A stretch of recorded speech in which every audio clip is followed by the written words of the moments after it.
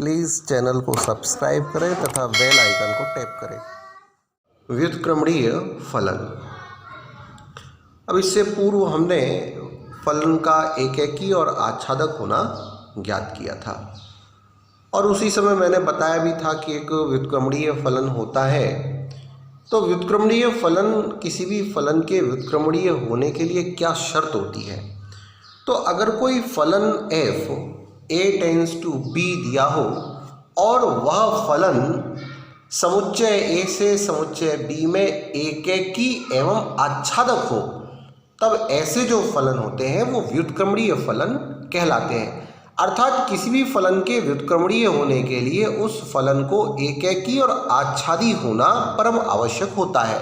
जैसा कि मैंने पीछे वीडियोस के उदाहरण में मैंने आपको दिखाया भी था कि किसी भी फलन को आच्छादक और एकेकी कैसे दिखाया जा सकता है, उसको एक बार हम फिर से यहाँ पे जानेंगे कि कोई फलन है 3x + 5 जो वास्तविक संख्याओं के समुच्चय r से r में परिभाषित है और ये एक व्युत्क्रमणीय फलन है।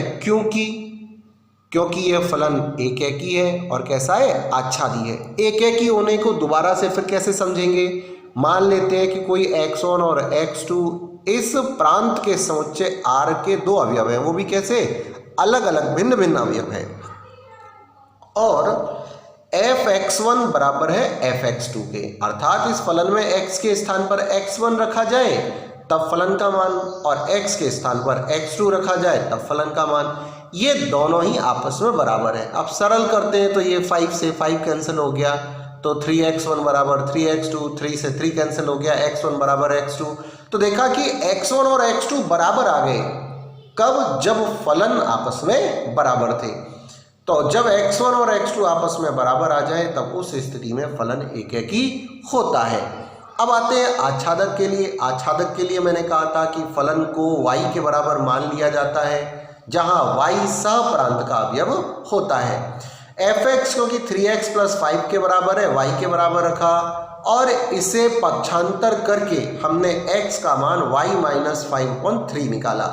अगर ये x का मान y के मानों के लिए प्रांत r का अवयव हो तब यह फलन आच्छादक फलन कहलाता है। तो हम इसको जांच करेंगे। कैसे करेंगे? 1 बाई 1 एक एक करके हम जांच करते हैं।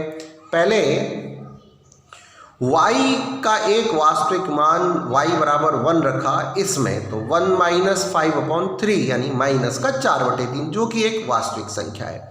y का मान √2 रखा तो √2 - 5/3 ये भी एक वास्तविक संख्या है। y बराबर 0 रखने पर -5/3 ये भी वास्तविक संख्या और y बराबर 3/5 रखने पर भी एक वास्तविक संख्या ही प्राप्त होती है। क्योंकि ऐसी संख्याएं जिनमें आयोटा नहीं आता तो वो सारी संख्याएं कैसी होती हैं? हमारी वास्तविक संख्याएं ही होती हैं। तो ये y के प्रत्येक वास्तविक मान के लिए x का मान भी वास्तविक आ रहा है। इस शर्त का पालन होते ही ये फलन आच्छादक हो जाता है। अब क्योंकि फलन एकेकी भी है, आच्छादक भी है, इस स्थिति में यह फलन कैसा? व्युत्क्रमणीय फलन कहलाएगा। अब किसी भी फलन का अगर व्युत्क्रम फलन निकालना हो तो क्या होगा? व्युत्क्रम फलन को तो f इनवर्स से दिखाते हैं। तो क्या करते हैं?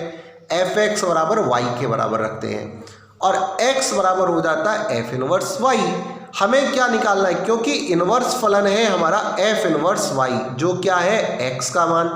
x का मान हम ऊपरी पूर्व में निकाल चुके हैं y - 5/3 अर्थात x बराबर y - 5/3 जो किसका मान है? f इनवर्स y का मान है। तो व्युत्क्रम फलन f इनवर्स y बराबर y - 5/3 हमें प्राप्त हो जाता है। अब हमें मालूम है कि अगर कोई फलन f क्रमित युग्मों के रूप में दिया हुआ है तो इसका व्युत्क्रम फलन क्या होगा? इनके क्रमों को परिवर्तित यानी क्रम परिवर्तित कर देंगे जिससे हमें व्युत्क्रम फलन का क्रमित युग्म प्राप्त हो जाएगा। ऐसे ही कुछ ये नीचे नियम दिए हुए हैं। इनवर्स का इनवर्स f के बराबर FOG का inverse G inverse O F inverse AO F inverse बराबर I के होता है। और इसी के साथ अभी हम एक उदाहरण और देखेंगे अगले वीडियोस में। आपको ये मेरे वीडियोस कैसे लगे प्लीज़ कमेंट्स करके बताइए और यदि पसंद आया हो तो इसे लाइक तथा शेयर कीजिए।